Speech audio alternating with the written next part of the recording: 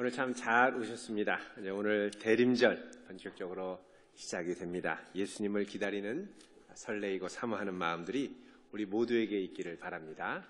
자, 왜 인사합시다. 참 잘 오셨습니다. 예, 오늘 참 잘 오셨습니다. 오늘 본문 말씀을 중심으로 다르게 살라라는 제목으로 함께 하나님 말씀을 나누도록 하겠습니다. 지난달 10월 20일에 전 세계 언론이 29살의 윌리엄 풀리, 줄여서 윌 풀리라고 하는 이름의 영국인 남자 간호사의 이야기를 대서특필해서 보도한 적이 있습니다. 이 청년 간호사는 아프리카의 시에라리온에서 의료봉사 도중에 지난 8월 에볼라 바이러스에 감염이 돼서 본국으로 긴급하게 호송되어 왔습니다.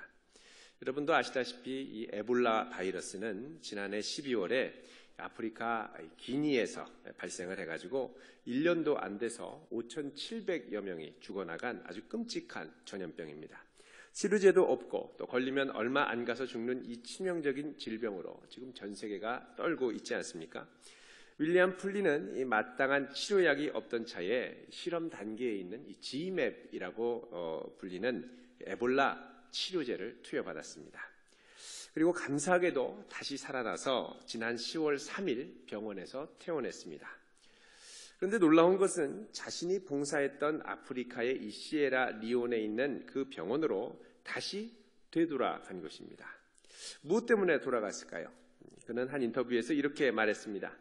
진짜 긴급한 상황은 나 자신의 몸에 있는 것이 아니라 그 나라에 있습니다. 저는 다시 열악한 환경에 처한 에볼라 환자들을 도와야 합니다.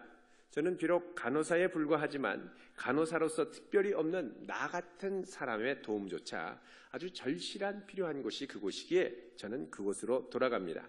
에볼라 바이러스의 최전방에 돌아갈 수 있어서 정말 기쁩니다. 여러분, 이렇게 결단하기가 절대 쉽지 않습니다.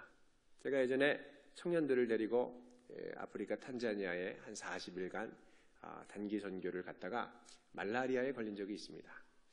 한번 걸리고 온몸이 와들와들 떨리니까 그 다음에 다시 아프리카에 간다라고 생각이 잘 안 들더라고요. 아찔한 생각이 들었습니다. 근데 다시 내가 돌아가야 할 곳이 아프리카다 하고 돌아간다라는 건 보통 일이 아닙니다. 더 놀라운 일이 있습니다. 그거는 이 청년의 부모님이 이 아들의 결정에 기꺼이 따라주었다는 것입니다. 만약에 우리 자녀들이 이런 얘기를 했다 그러면 우리는 어떻게 반응하겠습니까? 야, 너 죽으려고 그러냐? 안 된다. 절대 안 된다. 돈 벌러 가는 것도 아니고 의료 봉사 활동, 봉사 차원으로 가는 건데 돈도 안 되는 게 가서 죽으려고 가냐? 너 그렇게 하라고 내가 키운 거 아니다. 그죠? 안 된다. 내 눈에 흙이 들어올 때까지 절대 안 된다. 아마 이렇게 절대 말릴 수 있는 분들이 꽤 많을 것입니다. 그런데 이런 아들을 보내는 윌리엄 풀리의 부모님의 대답이 어떤지 아십니까? 이렇게 얘기를 하겠습니다. 아들이 의료봉사를 할 때 그 표정을 봤더니 너무 행복해 보이더라는 거예요. 그래서 그 장면이 늘 떠올라서 아들이 다시 그곳에 간다 그럴 때 반대할 수 없었다는 것입니다. 그러면서 이 부모님이 이야기를 하기를 우리는 지금까지 아이를 키울 때 특별히 해준 것이 별로 없습니다. 다만 스스로 원하고 진정으로 행복을 느끼는 일을 하도록 지켜봐 줬습니다. 이렇게 지켜봐주고 행복하면 하라고 격려해줬는데 본인이 다시 행복한 길을 간다고 해서 그것을 막아서 막아서기가 쉽지 않더라는 것입니다. 요즘 수능 문제 때문에 참 시끄럽습니다. 문제 출제와 정답에 오류가 나는 바람에 약 1만여 명의 학생들이 등급이 재조정되죠. 서서히 주변에서는 이 수시에 지원한 자녀들의 대학 합격 소식, 또 불합격 소식들이 들려옵니다. 자녀들의 성적의 결과로 엄마도 같이 표정이 어둡고 아빠도 같이 표정이 어두운 집안들이 좀 있는 것 같습니다. 어떤 교회에서는 목사님께서 전화를 했습니다. 어떻게 잘 괜찮나 모르겠습니다. 했더니 이분이 막 분노하면서 따지더라는 거예요. 목사님, 내가 그동안 기도를 얼마나 열심히 했는데 어떻게 우리 애가 이렇게 될 수 있습니까? 저는 지금 이 교회 계속 다닐지 말지 고민 중입니다. 아무래도 이 교회는 축복이 별로 없는 것 같아요. 더 복 많은 교회를 찾아가야겠습니다. 다시는 전화하지 마세요. 이분이 충격을 받았습니다. 마치 용한 점쟁이 찾아다니듯이 교회를 찾아다니더라는 것이죠. 이분 마음속에는 전제가 있습니다. 그게 뭐냐? 예수 믿고 교회에 나가서 열심히 기도하면 내가 원하는 대로, 내가 기대하는 대로 내 자녀는 높은 고득점을 받아야 되고 잘 돼야 된다는 것입니다. 다른 이들과의 경쟁에서 이겨야 된다는 것이죠. 그러나 이것은 절대 올바른 신앙이 아닙니다. 오히려 자기 욕심, 자기 탐심을 앞세우는 일종의 우상 숭배입니다. 성경의 인물들을 보십시오. 누구 하나가 처음부터 쉬운 인생, 평탄한 인생, 승승장구하는 인생을 살았던 적이 있습니까? 거의 없습니다. 처음부터 대부분 실패와 낭패로부터 시작을 했습니다. 얼마 전에 새벽마다 살펴봤던 요셉 이야기도 그렇습니다. 요셉이 17세에 노예로 팔려갔으니까 만으로 따지면 오늘날로 하면 한 고3 정도 나이가 될 겁니다. 자, 고3 마치고 처음 사회생활을 시작할 때 사회생활의 출발이 어디서부터 했느냐? 노예부터 시작했다는 것입니다. 얼마나 억울하고 힘들겠습니까? 그런데 이때 요셉이 중요하게 생각했던 건 뭐냐? 무슨 일을 만나든지 어떤 고난의 현장에 있든지 낭망하지 않고 믿음의 눈을 들어 주님을 바라보았다는 것입니다. 지금 당장의 결과보다 더 먼 미래를 보며 더 넓은 하나님의 역사를 기대하며 나아가더라는 것입니다. 이런 어려움을 통해 더 놀라운 일을 이루실 하나님을 바라봐야지. 일이 일비하면서 마음이 괴로워하면은 그 다음에 이것이 참 마음의 시험거리가 된다는 것입니다. 찬송 가사 중에 있죠. 나의 갈 길 다 가도록 예수 인도하시니. 근데 예수님이 인도하시는 게 잘 되면 곧 인도하신다라고 생각하기가 쉽다는 것입니다. 안 되더라도 그 가운데 주님은 인도해 주시는 줄 믿으시길 바랍니다. 그래서 그 찬송 가사 뒤에 있는 것처럼 우리는 주님 안에 있는 긍휼을 의심해서는 안 됩니다. 붙으면 붙은 대로 감사하고 떨어지면 떨어진 대로 감사하고. 왜요? 붙으면 붙은 대로 붙는 이유가 있고 떨어지면 떨어지는 대로 믿음의 이유들이 있기 때문에 그렇습니다. 아니 목사님 무슨 말씀이세요? 얘가 평소엔 그래도 점수가 잘 나왔던 애거든요. 하필이면 왜 수능 때 이렇게 점수가 제일 낮습니까? 못 볼 수가 어떻게 이럴 수가 있습니까? 도저히 납득하기 어렵습니다. 제가 학교에서 강의할 때 대학교 1학년 학생들 만나면 물어봅니다. 자, 너희들 솔직히 대답해봐라. 솔직히 자기 생각에 수능 망쳐서 여기 왔다고 생각하는 사람, 그러면 90%가 손을 듭니다. 다 망해서 왔다는 거예요. 다 못 쳐서 왔다는 거예요. 그 하는 말이 수능 아침에 감기가 들렸어요. 수능 아침에 머리가 띵했어요. 수능 전날 먹을 걸 잘못 먹었어요. 수능 전날 잠이 안 와서 망쳤어요. 하여간 모든 이유들이 나와서 결국은 이 수능을 망쳤다는 겁니다. 여러분, 수능과 대학 입학은 하나님이 우리를 다루시는 과정의 하나로 여기시기를 바랍니다. 우리는 수능 점수가 얼마고 그 점수를 통해 어느 학교를 가느냐에 정말 민감하지만 하나님이 정말 민감한 부분은 어디냐? 이 모든 과정을 통해서 그의 자녀들이 얼마나 그분을 더욱 의지하는가에 아주 예민하고 민감하시다는 겁니다. 그리고 자녀의 믿음을 통해 그분의 선한 뜻을 이루어 가기를 원하십니다. 이런 하나님을 바라보시길 바랍니다. 만약에 우리가 자녀들의 이 점수에 막 행복했다가 땅으로 꺼지는 듯이 탄식을 한다면 이런 부모님 밑에서는 절대 이 영국의 윌리엄 풀리 같은 자녀가 나올 수 없습니다. 왜 네가 하필이면 가야 되냐? 너 빨리 여기서 안정된 직장 얻고 빨리 이 자리를 잡아야지. 무슨 의료봉사를 목숨 걸고 하냐? 이렇게 말하기가 쉽다는 것입니다. 이게 사실은 자녀들을 위하는 것 같지만 사실은 자녀의 시선을 아주 비좁게 만드는, 협소하게 만드는 결과를 초래한다는 것입니다. 우리는 자신도 모르게 이 자본주의라는 이 경쟁 시스템 안에 살면서 많은 것을 잃어버리고 놓치고 살고 있습니다. 청소년들도 그 안에서 서로 경쟁하면서 공부하다 보니까 학교 안에서나 전국에서 서로를 바라볼 때 점수로, 석차로, 내신 등급으로 순위를 매기고 줄 세우는데 아주 익숙해졌습니다. 그러면서 많은 것을 잃어버렸습니다. 상대에 대한 순수한 관심, 호의를 보이기보다는 서로를 비교하며 평가하는 데 익숙해 있습니다.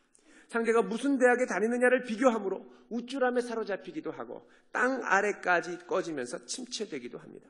반에서 상대방의 등수가 몇 등이냐로 내가 저보다 낫다라고 여기고 또 몇 점이 떨어지면 또 몇 등이 떨어지면 열등감에 사로잡혀 괴로워하기도 합니다. 이렇게 자란 학생들의 특징이 있습니다. 뭐냐? 대부분 성인이 되고 대학생이 되면 내가 원하는 게 뭔지를 모른다는 겁니다. 대학생들에게 너희들이 꿈꾸는 삶이 뭐냐라고 물어보면 거의 하나같이 행복한 삶이라고 많이들 대답합니다. 그럼 또 묻습니다. 그러면 너희들이 생각할 때 행복한 삶이 무엇이니? 그러면 대부분이 뭐라 그러냐? 돈 많이 벌고 안정적인 삶을 사는 것이라고 그럽니다. 결국 돈 많이 벌어서 안정적인 삶을 사는 것이 자기의 최종 목적이라는 것입니다. 최근에 미국의 보스턴 대학의 줄리엣 쇼라고 하는 한 사회학자가 했던 연구를 보면 1990년대에 태어난 자녀들, 이 자녀들은 평균적으로 교회 가는 시간의 2배, 그리고 밖에서 노는 시간의 5배만큼 쇼핑을 하는 것으로, 쇼핑에 시간을 쏟는 것으로 나타났습니다. 인터넷 쇼핑, 홈 쇼핑, 마트 가기, 중고장터 쇼핑, 이렇게 해서 쇼핑에 몰두한다는 거예요. 그리고 이렇게 쇼핑에 몰두하고 뭘 가질까? 꼭 필요 득템, 필수 득템, 얻어야 하는 아이템들을 가져야 한다라고 생각하는 사람들의 내면에는 이 안에 신념과 가치관의 변화가 일어나는데, 나중에 이 청소년들이 자라서 절반 이상이 어떻게 되냐면 성인이 되면 돈이 많을수록 행복하다라고 믿는 것으로 나타났습니다. 그런데 동시에 이들이 대학생이 되었을 때 나타나는 또 다른 현상이 있는데, 그건 뭐냐? 이들의 성격에 다른 사람을 공감하는 이 공감 능력이 현저하게 떨어지더라는 것입니다. 내 입장만 생각하지 다른 친구들의 입장을 생각하지 못하는 겁니다. 나보다 힘들고 어려운 상대에 대한 긍휼한 마음, 나만을 위한 것이 아니라 타인을 위해 나누는 것이 아주 인색한 것이죠. 상대를 위해 절대 자발적으로 나서지 않습니다. 내가 해야만 하는 그것만 하면 끝이라고 생각하는 거죠. 연구 결과를 보면 오늘날 대학생들이 20, 30년 전의 대학생들에 비해서 공감 능력이 40%나 떨어진다고 나옵니다. 자녀들로 좋은 대학 가고 안정적인 직장에 가서 성공하고 돈 많이 벌라고 몰아갈수록 역설적으로 이 아이들은 나중에 타인과의 관계가 원만하지 못하고 이기적인 사람으로 바뀌어 있을 가능성이 많다는 것입니다. 그리고 이럴수록 성인이 되면 어떻게 되냐? 공격적인 성향이 되고 다른 사람에겐 냉담하게 되고, 그러면서 동시에 너무너무 외로워하면서 세상을 등진 외톨이가 되는 경우가 참 많습니다. 공감하지 못하는 사람이 되는 거죠. 아무리 힘들고 아프다고 해도 뭐 힘들까? 이렇게 생각하고 만다는 겁니다. 그러면서 다른 사람들과 관계 맺는 것을 힘들어합니다. 냉담하고 공감을 못하니까요. 그리고 그걸 뭘로 채우려고 그러냐? 물질로 대체하려고 그러죠. 물질로. 이것저것 사는데 관심이 많습니다. 이런 상황에서는 절대 윌리엄 풀리와 같은 사람이 나올 수 없다는 것입니다. 행복한 남자 간호사 윌 풀리 나오기가 어렵다는 것입니다. 오늘 본문 말씀은 어떻게 보면 다소 길고 지루하게 느껴지는 노아의 후손에 관한 말씀입니다. 그런데 겉으로 볼 때는 의미 없는 것 같은 이 여러 이름들을 보면 이 이름들을 통하여 우리에게 묻고 도전하는 것이 있는데, 그건 뭐냐? 너희로 어떤 삶을 선택하기를 원하느냐 하는 것입니다. 오늘 본문에 등장하는 노아의 족보는 노아의 세 아들 셈, 함, 야벳이 홍수 이후에 전 세계에 흩어져 살면서 분포했던 그 진행도를 보여주고 있습니다. 언뜻 보기에는 여러분 오늘 주보에 나눠드린 지도가 있지 않습니까? 이 지도를 보면 대부분 이렇습니다. 왼쪽에 이 유럽, 그리고 소아시아, 이태리, 그리스 이쪽 지역에는 야벳의 자손들, 이 네모의 밑줄 2개가 양쪽에 있는 야벳의 자손들이 많이 살고 있습니다.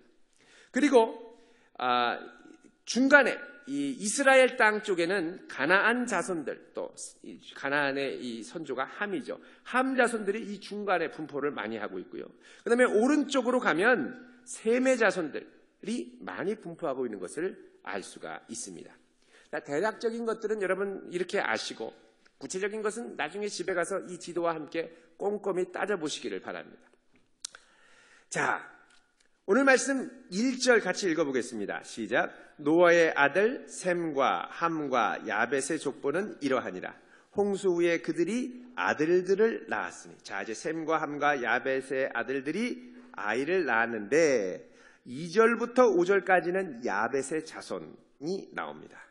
그 다음에 6절부터 20절까지는 함의 자손들이 나옵니다. 그리고 21절부터 끝절인 31절까지는 셈의 자손들이 등장을 합니다.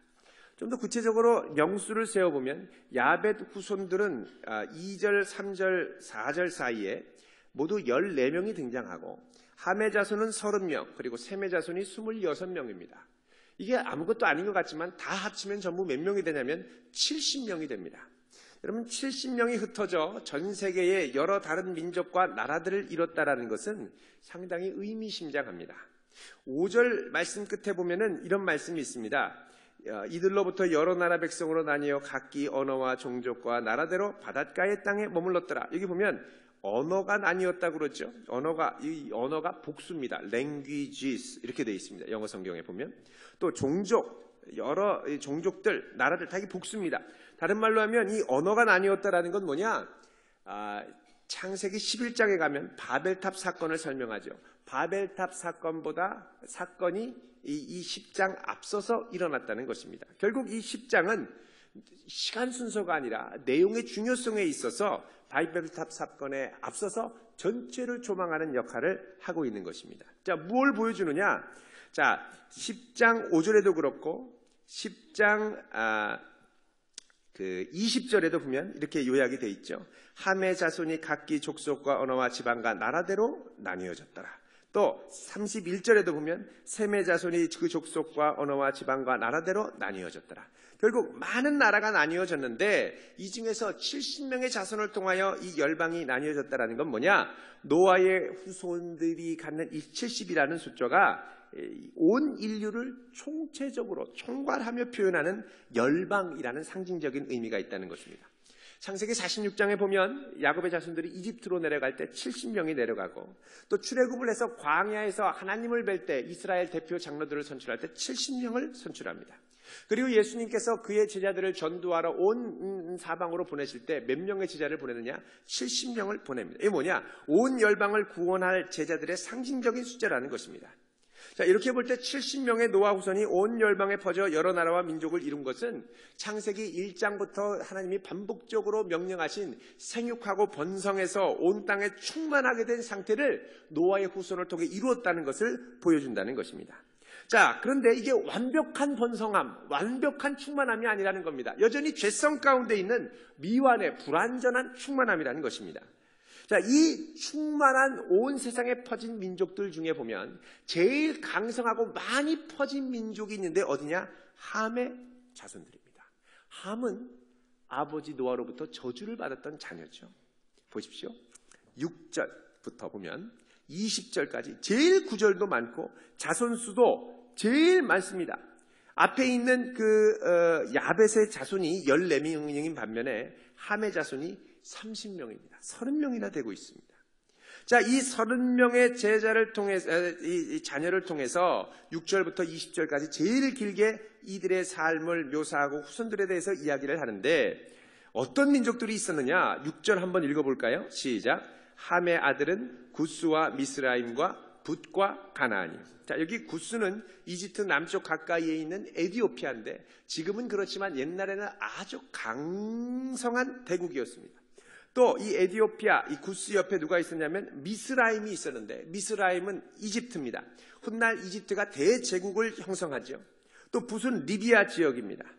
그리고 가나안은 나중에 이스라엘 백성들이 출애굽해서 들어가는 가나안 땅 지역을 말합니다. 이스라엘에게 가시가 되는 민족이 나중에 되죠. 자, 오늘 본문 말씀에 이 함의 자손들이 이렇게 넓게 퍼져서 강력한 나라들을 이루게 되는데 그 중에 특별히 8절에 보면 주목할 만한 인물이 나왔다고 말씀하고 있습니다. 8절 읽어보겠습니다. 시작. 구스가 또 니므롯을 낳았으니 그는 세상의 첫 용사라. 자, 니므롯이라고 하는 걸출한 전사가 나왔는데 세상의 첫 용사입니다. 무슨 말이냐? 세상을 폭력으로 다스리고 정복하는, 폭력을 남용하는 시대를 가져온 사람이 바로 니므롯이라는 겁니다. 그는 자신에게 있는 부족함을 폭력을 통해 해결하는 사람이었습니다. 니므롯은 폭력을 통해서 사람들을 모으고 또 거대한 프로젝트를 시작했습니다. 어떤 프로젝트냐? 10절에 보면 그 단서가 나오죠. 10절 읽습니다. 시작. 그의 나라는 신할 땅의 바벨과 에렉과 악갈과 갈레에서 시작되었으며. 자, 여기 보면 이 니므롯이 아주 걸출한 용사인데 폭력을 동원하는 사람이었는데 그의 나라가 시날 땅의 바벨과 그 주변 지역으로부터 시작했다고 합니다. 여러분 11장 2절을 보면 노아의 자손들이 동방으로 옮기다가 어디를 만났다고 그러죠? 시날 평지를 만나서 거기서 바벨탑을 세웠다고 합니다. 다른 말로 하면 이 노아의 후손들은 일중에서 특별히 이 함의 자손, 그 중에 니므롯이 시날 땅의 중심을 차지하고 사람들을 모아서 바벨탑 프로젝트를 시작한 것입니다. 여기엔 거대한 인적, 물적 자원들이 들어가겠죠. 그러다가 어떻게 됩니까? 나중에는 하나님의 심판을 받아서 뿔뿔이 흩어지지 않습니까? 많은 인원을 동원하고 힘을 과시하려고 그랬지만 뿔뿔이 흩어졌습니다. 또 19절에 보면 함의 후손 중에 누가 등장하냐? 소돔과 고모라가 등장합니다. 자, 소돔과 고모라는 성적으로 타락하고 외모지상주의, 중독, 우상숭배 이런 걸로 나중에 유황불의 심판을 받게 되죠. 자, 이렇게 볼 때 함의 족속은 강력하고도 폭력적인 힘을 추구하고 또 물질적인 부와 번성함을 추구하고 우상숭배와 성적인 쾌락을 추구했던 족속이었습니다. 그만큼 강력한 힘으로 많은 지역을 정복하고 번성했습니다. 자, 노아 자손들 중에 제일 많은 자손들의 이름을 내고 민족을 형성했죠. 세상적인 관점에서 이걸 뭐라 그러냐? 성공이라고 합니다. 성공한 거예요. 강성해졌어요. 그런데 하나님이 허락하신 가나안 땅에서 이들이 온갖 죄악으로 그 땅을 더럽혀서 결국은 하나님의 심판을 이스라엘 통해 받게 됩니다. 그러니까 세 족속 중에 제일 크게 번성했지만 제일 먼저 짐승처럼 변한 종족이 함의 종족이라는 겁니다. 그러다 나중에 이 하나님 앞에 혼나게 됩니다만 결국 물질적인 축복을 또 소유를 너무 빨리 이루었지만 끝까지 이어가지 못한 것입니다. 세상에서 성공하면 당대에는 좋을 수 있습니다. 그러나 이게 아주 잠깐뿐입니다. 이것 때문에 아예 다음 세대를 망칠 수 있습니다. 너무 당대에 좋으면 하나님을 경외하는 모습이 사라져가고 자녀들에게 하나님을 경외하는 마음을 전수해주기 어려울 수 있다는 것. 자, 이런 함의 자손의 빛나는 성장에 비해서 다른 한편으로 가장 위축된 자손이 있습니다. 바로 야벳 자손들이죠.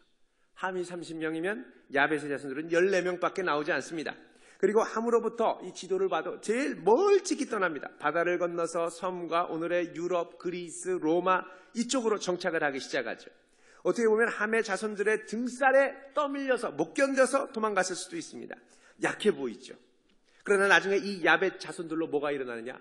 유럽의 문명과 제국이 일어나고 나중에 이 유럽을 통해 복음이 전 세계에 전파되는 특별한 역할들을 감당하게 됩니다. 2절에 보면은 이제 우리가 좀 생소한 인물들이 이름이 나오는데 예를 들면 네 번째 야완이라는 사람이 나옵니다. 야완. 이 야완은 나중에 헬라 문명을 이룬 그리스인들의 선조가 됩니다. 또 맨 처음 나오는 야벳의 첫 아들 고멜은 나중에 이름도 비슷하죠. 게르만, 고멜 비슷합니다만 이 게르만 족속, 독일의 선조가 됩니다. 자, 함의 기준으로 볼 때 야벳은 별 볼 일 없는 족속입니다. 그러나 야벳은 그곳에서 나름대로 멋지게 쓰임받는 민족으로 성장을 하는 것이죠. 자, 그 다음에 맨 끝에 나오는 21절부터 등장하는 이 셈의 자손들이 나오는데 여기 보면 특이한 한 가지가 나옵니다. 바로 25절입니다. 같이 읽어보겠습니다. 시작. 에벨은 두 아들을 낳고 하나의 이름을 벨렉이라 하였으니 그때의 세상이 나뉘었으며 벨렉의 아우의 이름은 욕단이며. 자, 여기 보면 벨렉의 때에 세상이 나뉘어졌다라고 말씀하죠. 벨렉이라는 이름이 아래 나나주 일본에도 나오는 것처럼 나눔이라는 뜻입니다. 세상이 나뉘어졌다는 거죠. 무슨 의미냐? 바로 바벨탑 사건으로 인해서 세상이 나뉘어지는 격변의 시대가 바로 이 벨렉의 때에 일어났다는 것입니다.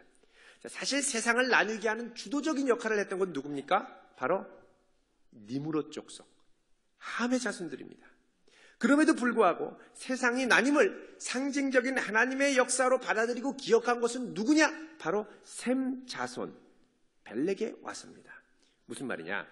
인류의 역사를 바라보는 기준은 가장 강력하고 번성했던 함의 자손이 아니라 바로 하나님을 경외했던 셈의 자손이었다는 것입니다.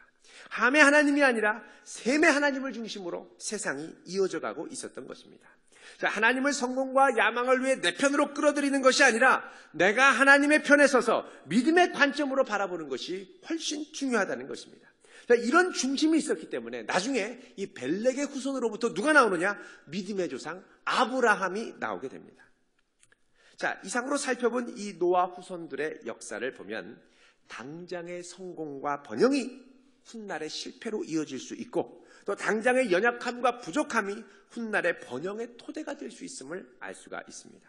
더 중요한 것이 있습니다. 그 뭐냐? 이 세상을 힘있는 자의 관점이 아니라 세상을 경영하시는 하나님의 편에 서서 그분의 기준으로 바라보며 살아갈 때 그분이 그 자녀를 통하여 하나님의 뜻과 언약의 역사를 이루어 가신다는 것입니다. 자, 이제 우리가 앞으로 살아갈 시대는 서서히 거대한 대변화가 시작이 될 겁니다. 그동안 우리는 경쟁 속에 살아가는 것을 최고의 미덕으로 알았습니다. 자본주의의 경쟁 시스템 안에 있었죠. 이제는 이 자본주의의 경쟁 시스템이 더 이상 통하지 않는 거대한 흐름이 시작되려고 하고 있습니다. 자, 함이 추구했던 성공의 방식이 더 이상 먹히지 않는 시대가 서서히 찾아온다는 겁니다. 그동안 시대마다 굵직한 사회의 변화를 예측한 아주 유명한 미래학자 중에 이 제레미 리프킨이라는 분이 있습니다. 이분이 최근에 한계 비용 제로 사회라는 책을 냈습니다. 아주 의미심장한 이야기를 던지고 있습니다. 핵심 내용이 뭐냐? 앞으로 우리가 살아가는 시대는 이 과학기술의 발달로 인해서 점점 에너지와 재화를 생산하는 비용이 제로에 가깝게 줄어든다는 것입니다. 비근한 이해만 하더라도 그렇지 않습니까? 예를 들면 전에는 이 마이크로소프트에서 나온 워드, 오피스 시리즈들이 다 비싼 값을 주고 사야 됐습니다. 근데 요즘에는 점점 개방과 공유의 시대가 되면서 무료 소프트웨어로 바뀌어가고 있습니다.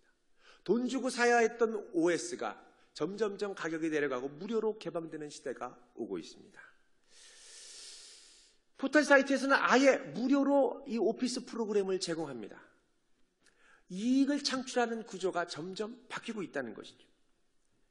태양열, 그리고 풍력 에너지, 또 앞으로 수소 에너지도 많이 연구하고 있습니다만 이런 것들은 초기 투자 설비, 물론 그 비용도 점점 줄어듭니다만 이런 비용들이 조금 들어가기는 하지만 많이 들어가지만 일단 들어가고 나면 이것 때문에 에너지를 만들어내는 비용이 점점 제로에 가까워지기 시작합니다.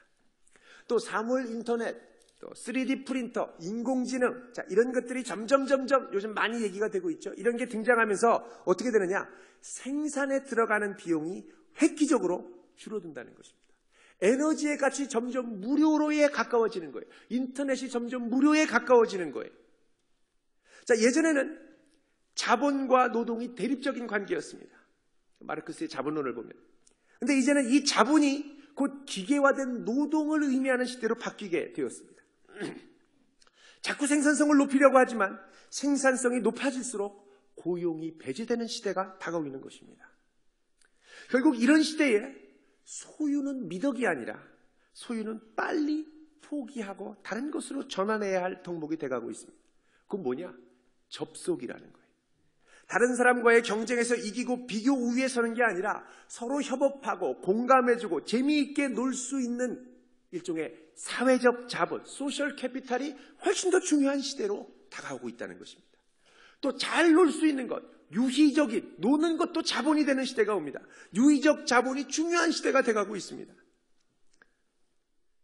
얼마 전에 우리나라에 이 무료 공유 시스템, 우버라고 하는 거의 무료에 가까운 택시가 등장해서 우리나라가 한번 들끓고 난리가 난 적이 있습니다. 이게 뭐냐?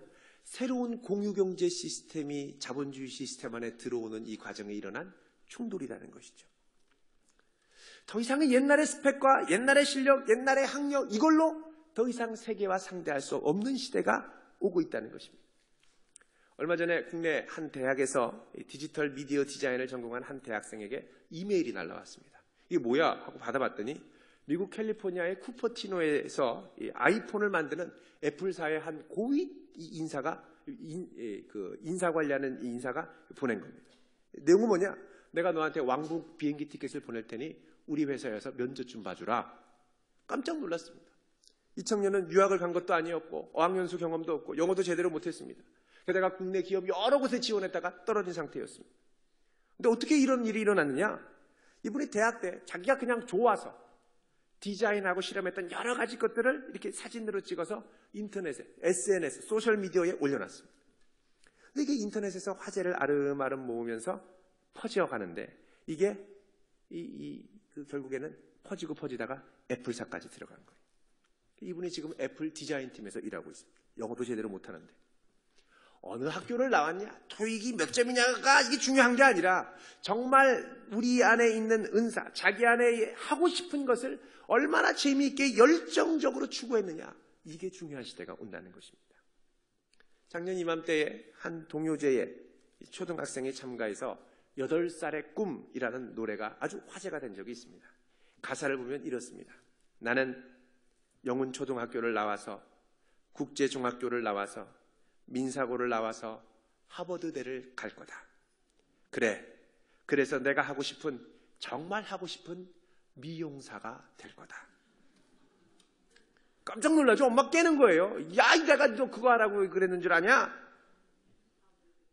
근데 여러분, 이 리프킨의 관점에서 보면 이 아이는 오늘날 자본주의 시스템의 폐해를 정확하게 이해하고 이제 새로운 시대의 대안 패러다임, 공유와 협업 패러다임으로 이동하겠다고 선언하는 것과 같습니다. 얼마나 높이 올라가고 얼마나 많이 소유하느냐가 중요한 시대가 아닙니다. 얼마나 많이 함께하고 얼마나 많이 접촉할 수 있느냐가 중요한 시대입니다. 그래서 소프트웨어나 이 컴퓨터나 핸드폰에도 점점 무슨 기능이 많이 나오냐? 공유 기능이 많이 나오죠. 이 우연한 게 아닙니다. 어마어마한 사회의 트렌드로 이어지는 겁니다. 우리 자녀들에게 많은 것을 소유하고 가출하고 강요하는 이 시대에 어쩌면 우리는 우리 자녀에게 함의 길을 가라고 강요하는 것인지도 모릅니다. 이런 시대에 정말 필요한 것은 많은 것을 소유하는 것이 아니라 전능하신 하나님께 접속하고 연결되는 것. 거대한 경쟁 시스템에서도 흔들리지 않고 나를 지키시고 보호하시는 그 하나님을 기준으로 삼고 살아갈 수 있는 관계를 연결시켜 주는 것. 그리고 그 관계로 이웃을 사랑하고 공감하고 사랑하고 협력하고 함께 즐거워하고 함께 울 수 있는 인물이 되도록 하는 것. 이게 바로 샘의 길이었습니다. 샘웨이였습니다. 함웨이가 아니라 샘웨이예요. 그분께 연결시키고 그분이 자녀에게 주신 재능과 기쁨을 따라 살도록 할 때 거기에 어떤 출발점이 있느냐? 바로 믿음의 명문 가문을 이루는 출발점이 있습니다. 믿음의 명문 가문은 사회적으로 인정하는 잘 나가는 것이 결코 기준이 될 수가 없습니다. 이제 우리 고3들 또 대학생들 방학이죠. 대부분의 관심은 뭐냐? 알바입니다. 돈 벌어야죠. 쓰고 싶은 것도 많은데 지금 그게 중요한 게 아닙니다. 더 중요한 건 살아계신 하나님께 접속해서 그분을 즐거워하고 기뻐하는 것을 경험하고 알아가야 될 때입니다. 내 주변에 비춰주신 사람을 더 재미있게 해주고 행복하게 해주고 사랑하게 해주는 것을 배워야 할 때입니다. 바로 이럴 때에 우리를 위해 놀라운 일들을 주님께서 행해 주실 줄로 믿습니다. 이제 대림절 시작합니다. 이 대림절이 뭡니까? 우리를 위해 예수님께서 이 땅에 내려오신 날입니다. 우리가 뭐가 잘났다고 그분이 내려오십니까? 우리를 위해 오실 이유가 하나도 없습니다. 우리를 긍휼히 여기시고 우리의 아픔을 공감하시고 우리와 함께 하시기 위해 영원토록 같이 협력하여 살아주시기 위해 이 땅 가운데 오셨습니다. 이 주님을 기다리며 주님과 함께 걸을 때에 우리가 기뻐하고 즐거워할 뿐만 아니라 삶을 새롭게 하는 창의적인 에너지가 충만하게 넘칠 줄로 믿습니다. 기도하겠습니다. 거룩하신 하나님,